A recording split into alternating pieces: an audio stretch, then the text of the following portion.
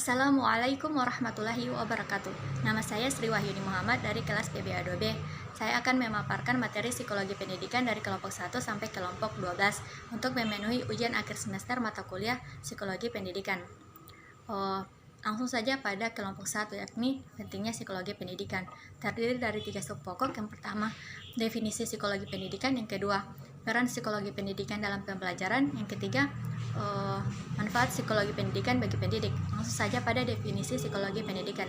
Psikologi pendidikan menurut sebagian ahli merupakan subdisiplin psikologi, bukan merupakan psikologi itu sendiri. Mereka menganggap bahwa psikologi pendidikan tidak memiliki teori, konsep, dan metode sendiri. Secara lebih sederhana dan praktis, Berlow mendefinisikan psikologi pendidikan adalah sebuah pengetahuan berdasarkan riset psikologi yang menyediakan serangkaian sumber-sumber untuk membantu Anda melaksanakan tugas sebagai seorang guru dalam proses belajar mengajar secara efektif. Tekanan definisi ini hanya berkisar antara interaksi siswa dan guru dalam kelas. Kemudian, Petherington dalam bukunya Educational Psychology yang diterjemahkan oleh M. Bukhari mendefinisikan psikologi adalah studi sistematis tentang proses-proses dan faktor-faktor yang berhubungan dengan pendidikan manusia. Kemudian yang kedua yaitu peranan psikologi dalam pembelajaran. Peranan psikologi dalam dunia pendidikan sangat penting dalam rangka mewujudkan tindakan psikologi yang tepat dalam interaksi antara setiap faktor pendidikan. Oleh karena itu, pengetahuan tentang psikologi pendidikan menjadi kebutuhan bagi setiap guru, bahkan bagi setiap orang yang menyadari dirinya sebagai pendidik. Oleh karena itu, psikologi pendidikan memiliki beberapa fungsi, diantaranya pertama, sebagai proses pengembangan siswa. Yang kedua, mengarahkan cara belajar siswa. Yang ketiga, sebagai penghubung antara mengajar dengan belajar. Yang keempat, sebagai pengambilan keputusan untuk pengelolaan proses belajar. Kemudian yang ketiga yakni manfaat psikologi bagi pendidik. Yang pertama, memahami perbedaan siswa. Setiap individu terlahir dengan membawa potensi masing-masing. Tidak ada yang sama antara satu siswa dan siswa lainnya. Oleh karena itu, guru harus memahami keberagaman tersebut mulai dari perbedaan tingkat pertumbuhan, perkembangan, sampai pada potensi yang dimiliki oleh masing-masing anak.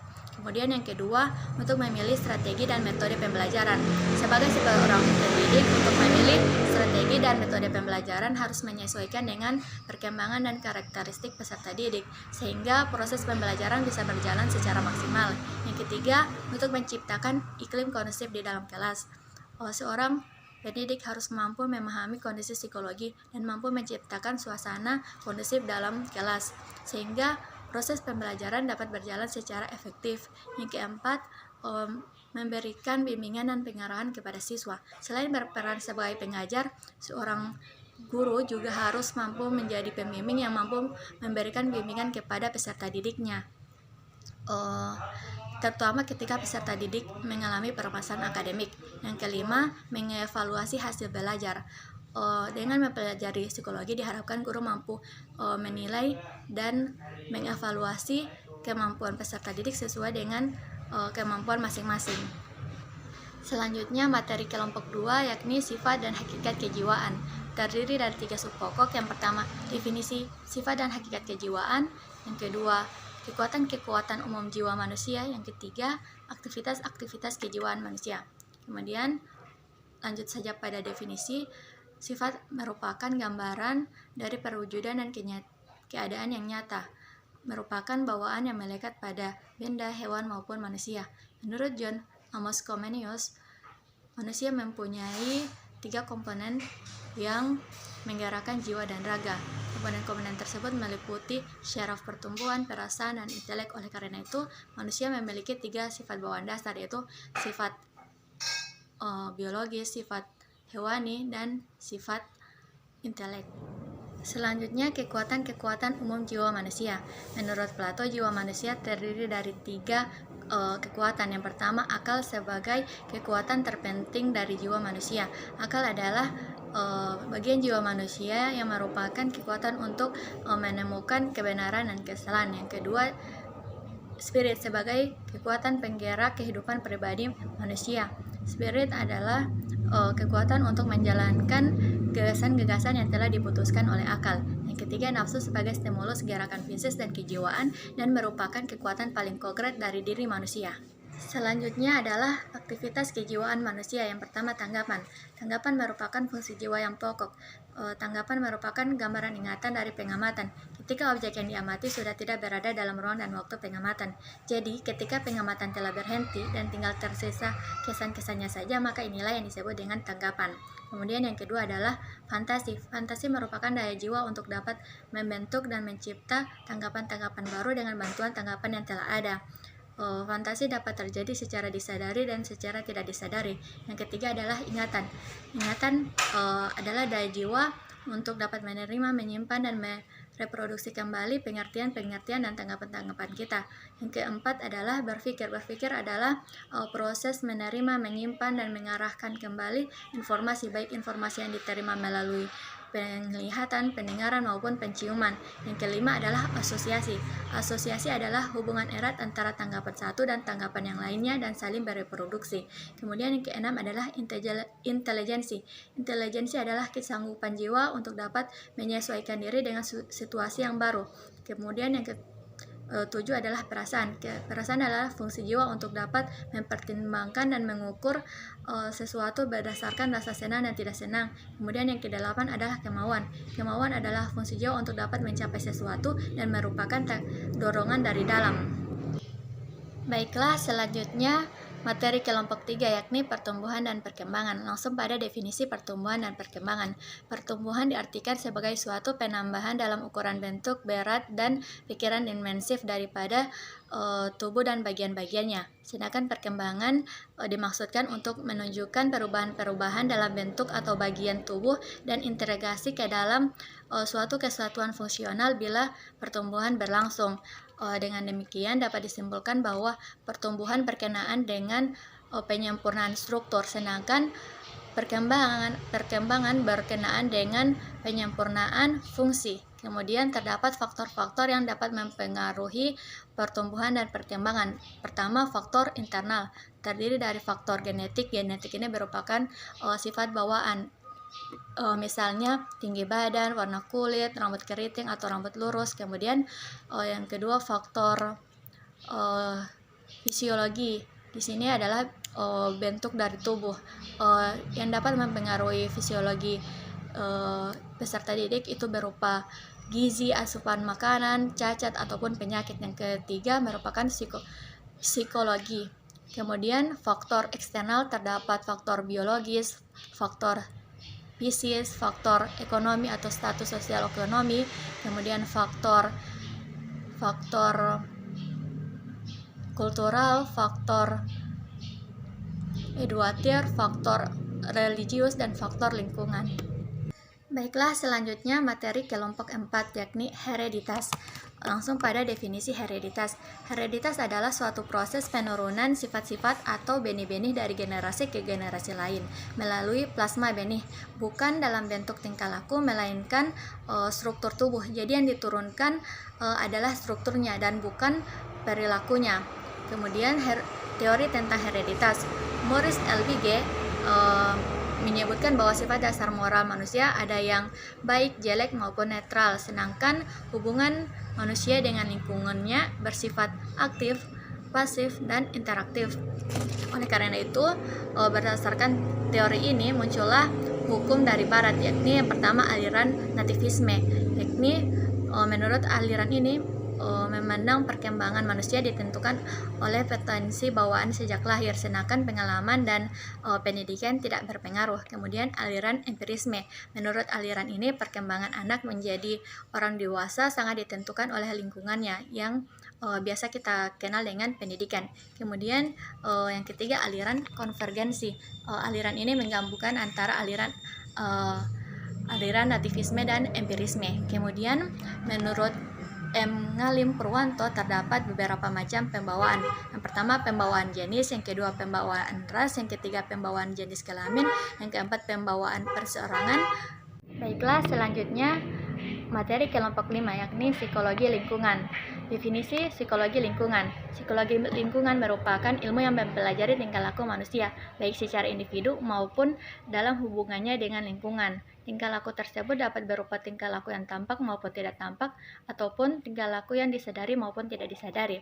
Kemudian, ruang lingkup psikologi lingkungan tidak hanya memberi perhatian terhadap manusia, tempat, serta perilaku dan pengalaman manusia dalam hubungannya dengan setting fisik, namun juga membahas rancangan atau desain ataupun hal-hal yang lebih spesifik seperti ruang-ruang, bangunan-bangunan, ketetanggaan, serta setting pada lingkungan yang bervariasi lainnya. Kemudian terdapat jenis-jenis lingkungan. Yang pertama, lingkungan alamiah berupa hutan, pantai, sungai, danau, dan lain-lain. Kemudian lingkungan binaan atau buatan seperti jalan raya, taman, ataupun perumahan. Kemudian yang ketiga, lingkungan psikologi. Kemudian terdapat teori-teori psikologi lingkungan. Pertama, teori pembangkitan, teori hambatan, teori tingkah laku, teori penghambat lingkungan, teori ekologi, dan teori stres lingkungan. Kemudian dampak lingkungan terhadap psikologi. Adapun lingkungan yang mempengaruhi psikologi manusia adalah temperatur, polusi, kebisingan, dan kepadatan. Kemudian permasalahan lingkungan yang terjadi di masyarakat sekarang, seperti polusi, perubahan iklim, populasi, penipisan sumber daya, pembuangan limbah, kepunahan keanekaragaman hayati, penggundulan hutan, penipisan lapisan ozon, hujan asam, dan rekayasa genetika. Baiklah, selanjutnya materi kelompok 6 yakni tinjauan teoritis tentang belajar. Langsung pada definisi belajar. Watson berpendapat bahwa belajar merupakan proses terjadinya refleks-refleks atau respon-respon bersyarat melalui stimulus pengganti. Kemudian terdapat karakteristik teoritis belajar. Yang pertama, teori belajar behaviorisme, yakni pandangan tentang belajar menurut teori ini adalah perubahan dalam tingkah laku sebagai akibat antara stimulus dan respon. Belajar adalah perubahan yang dialami oleh siswa-siswi dalam hal kemampuannya untuk bertingkah laku dengan cara yang baru sebagai hasil interaksi stimulus dan respon. Kemudian yang kedua adalah teori belajar kognitif. Menurut teori ini adalah bagaimana dapat mengembangkan potensi kognitif yang ada pada setiap siswa, sehingga mereka dapat memahami serta menguasai materi pembelajaran melalui proses belajar mengajar di kelas. Kemudian yang ketiga adalah teori humanistik. Menurut teori ini berpendapat bahwa proses belajar harus berhubungan dan bermuara pada manusia itu sendiri. Teori ini banyak berbicara tentang pendidikan dan proses belajar dalam bentuknya yang ideal. Selanjutnya materi kelompok 7 yakni pentingnya peranan intelijensi pada seorang siswa dan pendidik dalam proses pembelajaran. Intelijensi adalah kemampuan yang bersifat umum untuk mengadakan penyesuaian terhadap suatu situasi atau masalah yang meliputi berbagai jenis kemampuan psikis seperti abstrak, berpikir, mekanis, matematis, memahami, mengingat, dan berbahasa. Kemudian menurut Gardner membagi intelijensi menjadi 7 macam yang dinamakan multiple intelligence. Di antaranya kecerdasan spasial, kecerdasan bahasa, kecerdasan logis matematis, kecerdasan jasmani kinetik, kecerdasan musikal, kecerdasan interpersonal, dan kecerdasan intrapersonal.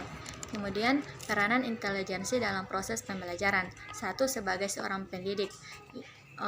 Sebagai seorang pendidik, intelijensi merupakan hal yang paling utama yang harus dimiliki oleh seorang pendidik karena hal tersebut sangat menentukan keberhasilan proses pembelajaran. Kemudian sebagai seorang siswa, intelijensi merupakan salah satu faktor penting untuk mendorong siswa agar dapat memahami pembelajaran yang diberikan oleh pendidik. Baiklah, selanjutnya materi kelompok 8 yakni pengenalan peserta didik.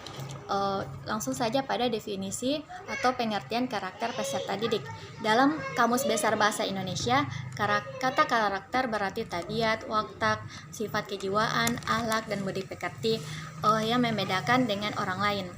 Jadi karakter peserta didik adalah kepribadian atau watak, budi pekerti, serta sifat kejiwaan yang dimiliki peserta didik yang menjadi ciri khas dan pembeda antara peserta didik lainnya dalam menanamkan sikap-sikap dan nilai-nilai yang baik dalam kehidupan.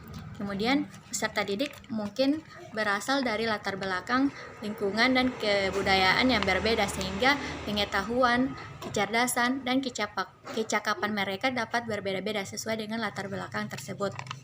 Kemudian, pentingnya pemahaman guru mengenai peserta didik. Yang pertama, dengan memahami peserta didik, seorang guru akan dapat memberikan harapan yang realistis terhadap anak dan remaja. Yang kedua, guru akan lebih mudah dalam mengenali kapan perkembangan normal yang sesungguhnya dimulai. Yang ketiga, guru lebih mudah untuk memberikan bimbingan belajar yang tepat pada peserta didik. Baiklah, lanjut pada materi kelompok 9, yakni readiness dalam belajar. Langsung pada pengertian readiness atau kesiapan. Readiness diartikan sebagai kesiapan atau kesediaan seseorang untuk berbuat sesuatu. Seseorang baru dapat belajar tentang sesuatu apabila di dalam dirinya sudah terdapat readiness atau kesiapan. Kemudian, faktor-faktor yang mempengaruhi kesiapan belajar.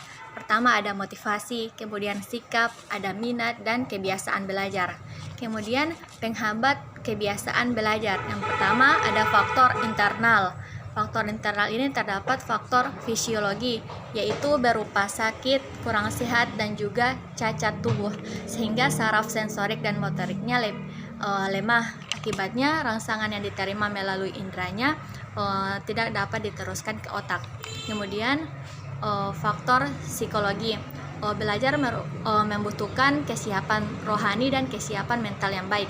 Kemudian, faktor eksternal terdapat orang tua yang mencakup di dalamnya bimbingan dan didikan, suasana belajar, suasana rumah dan keluarga, dan keadaan ekonomi keluarga. Kemudian yang kedua sekolah, faktor sekolah yang meliputi guru, alat pelajaran, kondisi gedung, kurikulum, dan waktu sekolah. Baiklah, selanjutnya materi kelompok 10, motivasi belajar siswa. Pengertian motivasi belajar. Motivasi belajar adalah kondisi psikologi yang mendorong siswa untuk belajar dengan senang dan secara sungguh-sungguh, yang pada gilirannya akan terbentuk cara belajar siswa yang sistematis, penuh konsentrasi, dan dapat menyeleksi kegiatan-kegiatan yang pada dasarnya tidak bermanfaat. Kemudian, motivasi merupakan suatu usaha yang disadari untuk menggerakkan, mengarahkan, dan menjaga tingkah laku seseorang agar ia terdorong untuk bertindak melakukan sesuatu sehingga mencapai hasil dan tujuan tertentu. Kemudian ada faktor yang dapat mempengaruhi motivasi belajar, yakni cita-cita dan aspirasi siswa dan kemampuan belajar. Kemudian fungsi motivasi belajar ada beberapa. Menurut Sadirman, fungsi motivasi belajar adalah sebagai berikut. Pertama, mendorong manusia berbuat, yaitu sebagai penggerak dari setiap kegiatan yang akan dikerjakan. Yang kedua, menentukan arah perbuatan, yaitu ke arah yang ingin dicapai. Dengan demikian, motivasi dapat memberikan arah dan kegiatan yang harus dikerjakan sesuai tujuannya. Kemudian, yang ketiga, menyeleksi atau menentukan perbuatan yang harus dikerjakan guna mencapai tujuan dengan menyisihkan perbuatan yang tidak bermanfaat bagi tujuan. Baiklah, selanjutnya materi kelompok 11 yaitu kesulitan belajar. Langsung pada pengertian kesulitan belajar. Kesulitan belajar adalah suatu keadaan yang menyebabkan siswa tidak dapat belajar sebagaimana mestinya. Menurut Sabri, kesulitan belajar yaitu kesukaran siswa dalam menerima atau menyerap pembelajaran di sekolah. Kemudian, gejala siswa yang mengalami masalah dengan belajarnya yaitu pertama, prestasi yang rendah atau di bawah rata-rata yang dicapai oleh kelompok kelas. Yang kedua, hasil yang dicapai tidak seimbang dengan usaha yang dilakukan. Yang ketiga, lambat dalam melakukan tugas. Kemudian ada cara untuk mengatasi kesulitan belajar siswa. Yang pertama, tempat duduk siswa. Anak yang mengalami kesulitan pendengaran dan penglihatan hendaknya mengambil tempat duduk di depan. Kemudian yang kedua, program remedial. Siswa yang gagal mencapai tujuan pembelajaran akibat gangguan internal perlu ditolong dengan melaksanakan program remedial. Kemudian yang ketiga, suasana belajar yang menyenangkan. Suasana belajar yang menyenangkan dan menggembirakan akan membantu siswa untuk yang mengalami hambatan dalam menerima materi pelajaran. Baiklah, selanjutnya materi kelompok 12 yakni aplikasi psikologi belajar. Dimulai dari pengertian teori belajar. Teori belajar adalah seperangkat pernyataan umum yang digunakan untuk menjelaskan kenyataan mengenai belajar.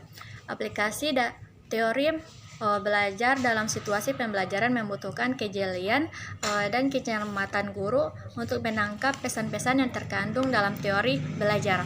Ada 3 teori belajar, yaitu teori belajar behavioristik, teori belajar kognitif, dan teori belajar humanistik. Masing-masing teori ini memiliki tokohnya masing-masing, kemudian juga memiliki kelebihan dan kekurangannya masing-masing. Itu saja dari saya. Wassalamualaikum warahmatullahi wabarakatuh.